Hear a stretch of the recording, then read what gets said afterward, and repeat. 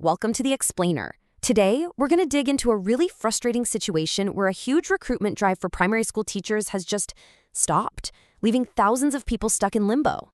This number right here, 14,384, it's at the very heart of the story we're talking about today. That's how many newly selected assistant teachers for government primary schools are just waiting to start their lives, waiting to start their careers. I mean, think about it. These people have been fully vetted, they've been selected, they are ready to teach. So why are they still waiting? What's the holdup? Let's walk through the whole process and see if we can figure out exactly where things went wrong.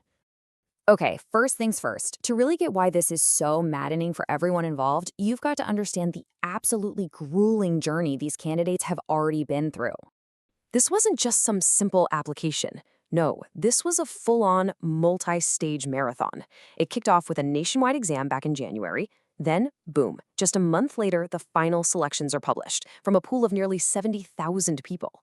But it didn't stop there. It was a complete whirlwind. Candidates had less than a week to get medical and dope test reports submitted, and then had to immediately show up in person with all their original documents. And when I say documents, I mean a mountain of them. Every single part of their background was put under a microscope. Their academics, their identity, their medical fitness, even police verifications. They jumped through every single hoop the system put in front of them. So after all that, after successfully getting through this incredibly complex process, the whole system just screeched to a halt, right at the finish line. And here's the crucial point. The Directorate of Primary Education, the main body in charge of all this, has said their job is done. All the verifications are complete. The candidates have done every single thing that was asked of them.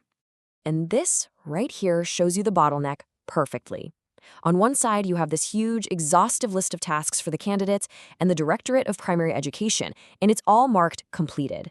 Then you look at the other side. There's one single, final task left. The ministry has to issue the appointment letters. And that status? Pending. And this isn't just speculation. An additional secretary at the ministry itself confirmed it. The entire process, affecting over 14,000 people, is literally just waiting for one green light from the minister.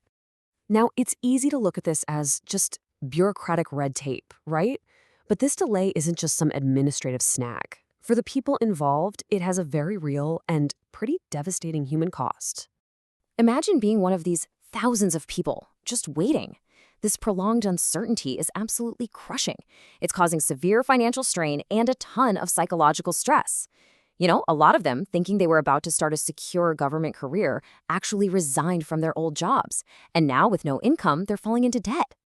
And look, this isn't just about statistics. The newspapers are starting to highlight the personal stories of the real people who are caught in the middle of all of this. This quote from a candidate really just captures the whole dilemma. Believing the process was moving along swiftly, they made a massive, life-changing decision to quit their job. And now, they're stuck in bureaucratic limbo. And that decision has led to financial hardship. And that's just one story. Remember, there are more than 14,000 others just like it. So when you put this all together, it really leads us to one big unanswered question.